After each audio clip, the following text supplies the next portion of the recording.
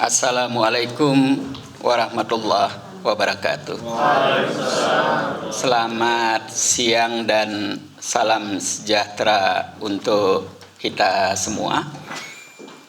Buenas tardes y bienvenidos.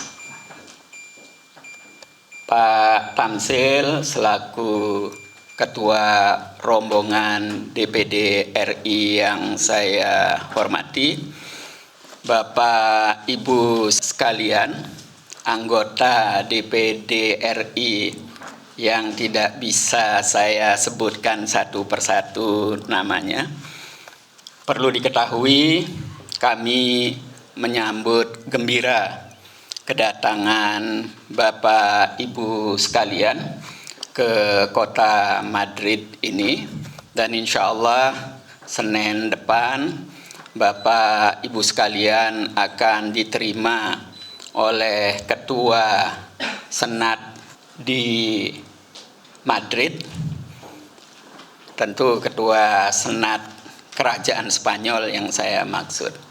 Bapak Ibu sekalian, ada dua hal yang sangat penting ingin saya sampaikan siang ini. Yang pertama, perlu diketahui setahun terakhir ini jumlah tokoh penting di Spanyol yang mengunjungi Indonesia meningkat drastis. Baik pejabat eksekutif, pengusaha, kemudian juga mereka yang bergerak di perguruan tinggi, dan akhir-akhir ini sejumlah anggota parlemen juga akan mengunjungi Indonesia. Saya sudah mendapatkan konfirmasi beberapa nama, dan lebih dari itu mereka juga mengunjungi sejumlah negara ASEAN. Yang mereka banyak tertarik di luar Indonesia adalah Thailand, Malaysia, dan Vietnam. Nah, lebih dari itu, ke utara lagi yang banyak mendapatkan perhatian adalah Korea, Jepang, dan Tiongkok. Nah, ini tentu harus dilihat tanda-tanda positif, tanda-tanda baik, besarnya perhatian masyarakat di Spanyol ini terhadap negara kita, terhadap kawasan ASEAN, maupun Asia Timur secara keseluruhan.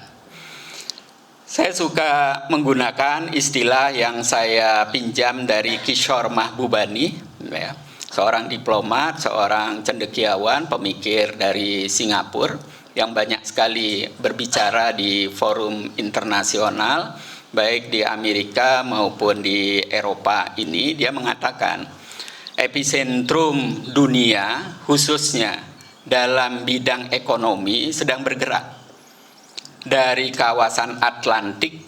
Kalau menyebut Atlantik itu artinya Amerika Utara dan Eropa, ke kawasan Pasifik, maksudnya adalah Asia. Nah, saya mengikuti banyak sekali seminar-seminar di sini dan terasa betul bahwa masyarakat Spanyol ini melihat dinamika ini, mencoba memahami, kemudian mencoba untuk melihatnya sebagai sebuah opportunities, ya, sebagai sebuah peluang. Nah, sementara di negara-negara Eropa yang lainnya itu berbeda-beda kondisinya. Ada yang merasa tidak rela bahwa dominasi mereka selama ini, baik dalam hal politik, ekonomi, militer, dan teknologi, itu bergerak ke timur, ada semacam ketidakrelaan.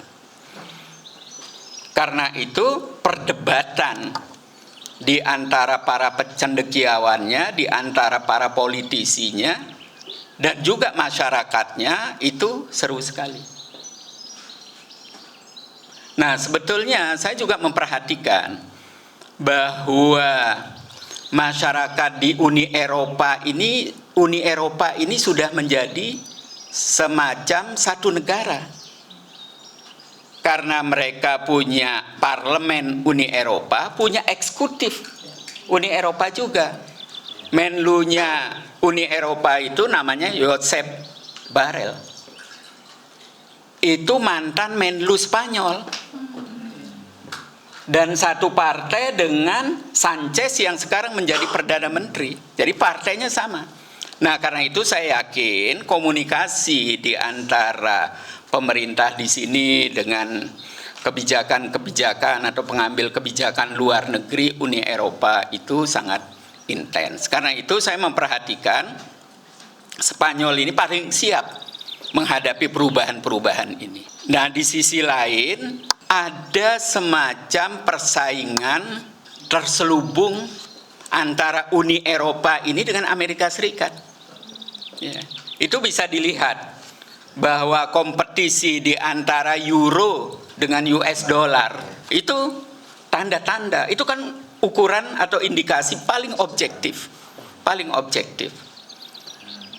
Dan para petingginya menggunakan kekuatan politik untuk baku atur ya.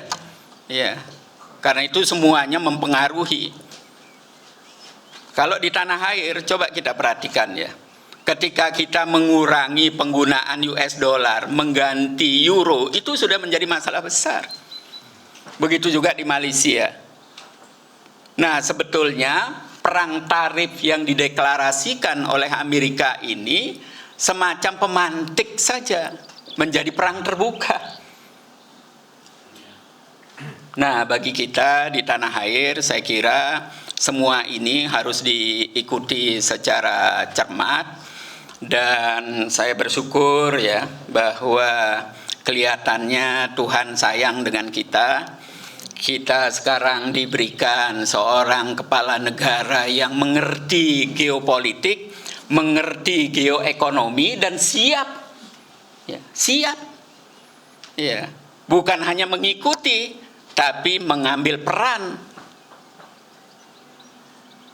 Nah, karena itu saya berharap ya eksekutif di semua jajaran juga menyadari hal ini. Nah, begitu juga legislatifnya, ya termasuk anggota DPD. Kalau Bapak Ibu sekalian, ya perhatikan YouTube saya sejak 3 tahun yang lalu, saya udah bicara, ya bahwa penting sekali persatuan, Kalau kita bersatu saja menghadapi situasi seperti ini, belum tentu kita berhasil. Karena apa? Di antara negara-negara Asia ini juga berkompetisi.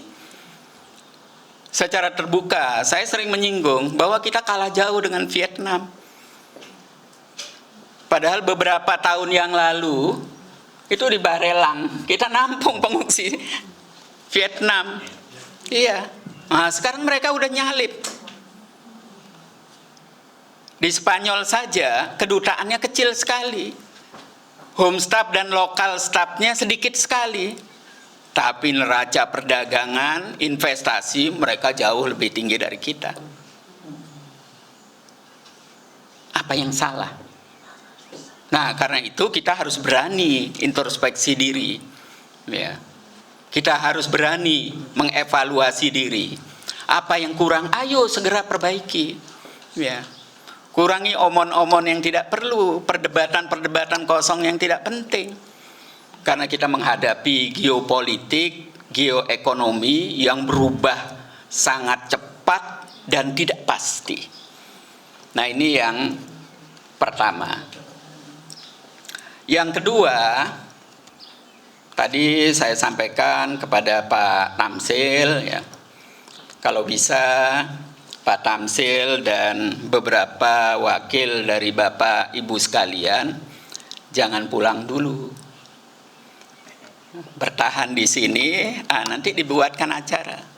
Karena hari-hari ini pemerintah Spanyol sedang menggalang dukungan dari berbagai negara dan mendapatkan support dari Liga Arab dan negara-negara Oki, ya, untuk mengajak negara-negara di dunia mengakui negara Palestina. Kalau Spanyol sendiri sudah lama, ya. Kalau tidak salah tahun lalu itu Spanyol berhasil mengajak 3 negara Eropa untuk mengakui Palestina. Nah, sekarang Spanyol sedang menggalang. Nah, hari-hari ini ya terus dilakukan lobby-lobby, komunikasi, termasuk juga saya tadi malam ditelepon langsung ya oleh Kemenlu agar pesannya segera sampai ke Jakarta, dan alhamdulillah saya sudah komunikasikan ke Kemenlu langsung ke Sekjen. Ya, mudah-mudahan ada respon positif, karena Indonesia itu satu-satunya negara yang mewakili Oki untuk mendukung Palestina. Di luar itu Maroko mewakili Afrika. 3 yang lainnya, yang pertama adalah Palestina sendiri, yang 2 Jordan dan Mesir yang menjadi tetangga. Apalagi di forum-forum internasional, regional maupun di dalam negeri, Indonesia itu sangat konsisten mendukung Palestina. Jangan sampai saat ada panggung sangat besar mendapatkan perhatian dunia internasional, kita tidak tampil maksimal. Ini harapan saya, pesan saya.